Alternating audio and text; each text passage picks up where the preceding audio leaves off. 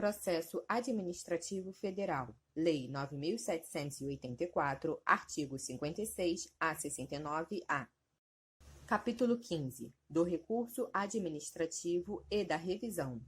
Artigo 56. Das decisões administrativas, cabe recurso em fase de razões de legalidade e de mérito. Parágrafo 1º. O recurso será dirigido à autoridade que proferiu a decisão, a qual, se não a reconsiderar no prazo de 5 dias, o encaminhará à autoridade superior. Parágrafo 2º. Salvo exigência legal, a interposição de recurso administrativo independe de caução. Parágrafo 3º. Se o recorrente alegar que a decisão administrativa contraria enunciado da súmula vinculante, caberá à autoridade prolatora da decisão impugnada, se não a reconsiderar, explicitar, antes de encaminhar o recurso à autoridade superior, as razões da aplicabilidade ou inaplicabilidade da súmula, conforme o caso. Artigo 57. O recurso administrativo tramitará no máximo por 3 instâncias administrativas, salvo disposição legal diversa. Artigo 58. Tem legitimidade para interpor recurso administrativo. Inciso 1. Os titulares de direitos e interesses que forem parte no processo.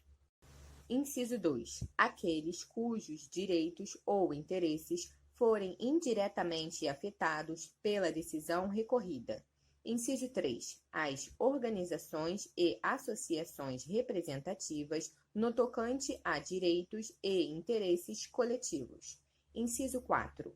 Os cidadãos ou associações quanto a direitos ou interesses difusos.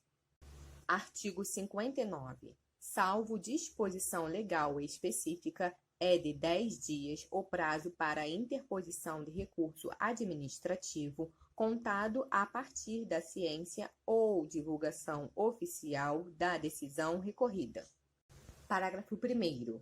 Quando a lei não fixar prazo diferente, o recurso administrativo deverá ser decidido no prazo máximo de 30 dias, a partir do recebimento dos autos pelo órgão competente. Parágrafo 2º. O prazo mencionado no parágrafo anterior poderá ser prorrogado por igual período, ante justificativa explícita. Artigo 60. O recurso interpõe-se por meio de requerimento, no qual o recorrente deverá expor os fundamentos do pedido de reexame, podendo juntar os documentos que julgar convenientes.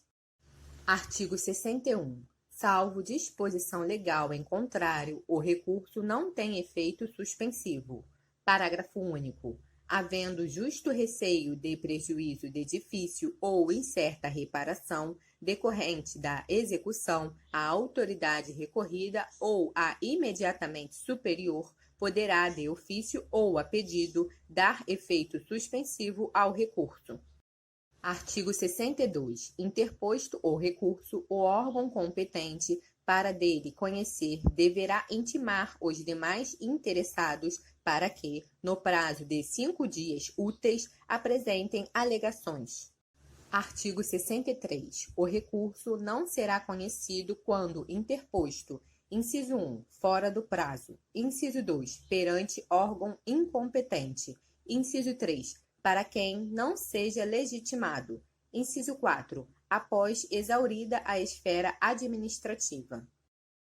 Parágrafo 1º. Na hipótese do inciso 2, será indicada ao recorrente a autoridade competente, sendo-lhe devolvido o prazo para recurso.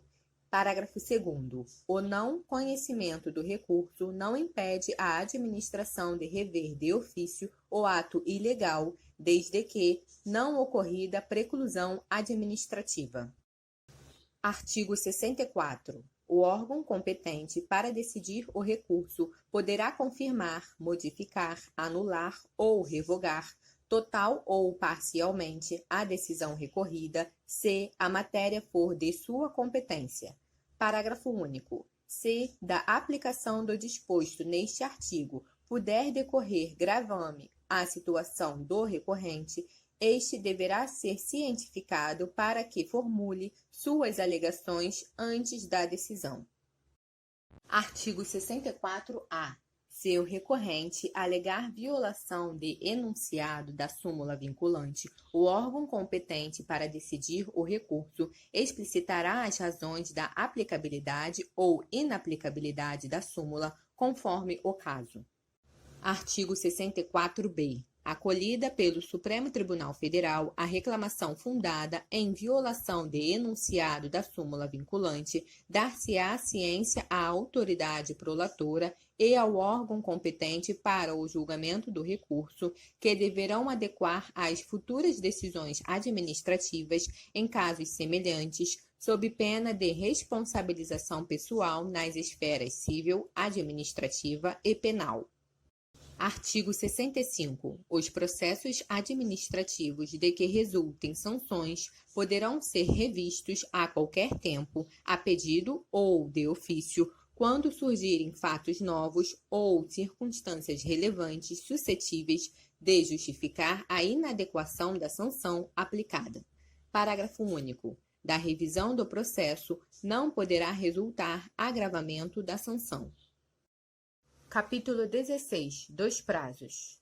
Artigo 66. Os prazos começam a correr a partir da data da cientificação oficial, excluindo-se da contagem o dia do começo e incluindo-se o do vencimento. Parágrafo 1º. Considera-se prorrogado o prazo até o primeiro dia útil seguinte, se o vencimento cair em dia em que não houver expediente ou este for encerrado antes da hora normal. Parágrafo 2º. Os prazos expressos em dias contam-se de modo contínuo. Parágrafo 3º. Os prazos fixados em meses ou anos contam-se de data a data. Se no mês de vencimento não houver o dia equivalente àquele do início do prazo, tem-se como termo o último dia do mês. Artigo 67. Salvo motivo de força maior devidamente comprovado, os prazos processuais não se suspendem. Capítulo 17. Das sanções. Artigo 68. As sanções a serem aplicadas por autoridade competente terão natureza pecuniária ou consistirão em obrigação de fazer ou de não fazer, assegurado sempre o direito de defesa. Capítulo 18. Das disposições finais. Artigo 69. Os processos administrativos específicos continuarão a reger-se por lei própria, aplicando-se-lhes apenas subsidiariamente os preceitos desta lei. Artigo 69-A. Terão prioridade na tramitação, em qualquer órgão ou instância, os procedimentos administrativos em que figure como parte ou interessado, inciso 1, pessoa com idade igual ou superior a 60 anos. Inciso 2, pessoa portadora de deficiência física ou mental.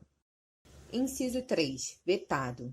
Inciso 4, pessoa portadora de tuberculose ativa, esclerose múltipla, neoplasia maligna, hanseníase, paralisia irreversível e incapacitante, cardiopatia grave, doença de Parkinson, espondiolartrose anquilosante, nefropatia grave, hepatopatia grave, estados avançados da doença de Paget, osteite deformante, contaminação por radiação, síndrome de imunodeficiência adquirida ou outra doença grave, com base em conclusão da medicina especializada, mesmo que a doença tenha sido contraída após o início do processo. Parágrafo 1º. A pessoa interessada na obtenção do benefício, juntando prova de sua condição, deverá requerê-lo à autoridade administrativa competente, que determinará as providências a serem cumpridas. Parágrafo 2º. Deferida a prioridade, os autos receberão identificação própria que evidencie o regime de tramitação prioritária. Parágrafo 3º e 4º vetado.